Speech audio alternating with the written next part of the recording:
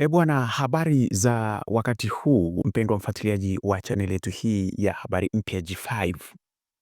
Bwana, jambo ambalo ninalotaka kukueleza muda huu ni kwamba nyimbo ya Bruce Melody inayokwenda kwa jina la Pom Pom, video ile ambayo alifanya pamoja na Diamond Platinum. Nyimbo hii bwana, mpaka kufikia muda huu tayari imeshaingia trending hapa nchini Tanzania.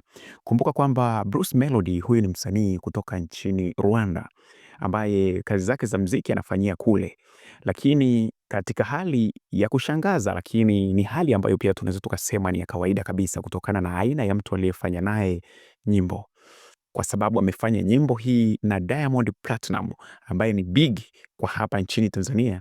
Hatushangai sana kuiona hii nyimbo yake ikiwa imefika kwenye kutrendi hapa nchini Tanzania. Wameiachia siku hii ya leo, lakini tayari imefika namba 16 katika trending. Katika hesabu za kawaida tunaamini kabisa kwamba mpaka itakapofika masaa 24 yanaisha, basi inawezekana hii nyimbo ya Bruce Melody ikawa imeenda mbali zaidi, ikawa iko hata kwenye top 3 za hapa nchini Tanzania katika kutrendi kwenye upande wa YouTube.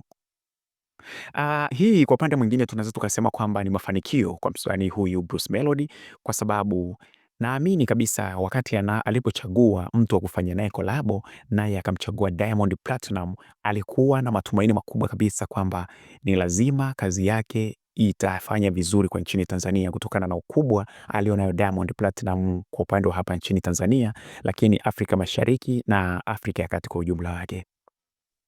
Sasa bwana, kitu ambacho nilichokuwa nakwambia ni kwamba Bruce Melody bwana anaendelea kufanikiwa sana kwa kufanya nyimbo na Diamond Platinum.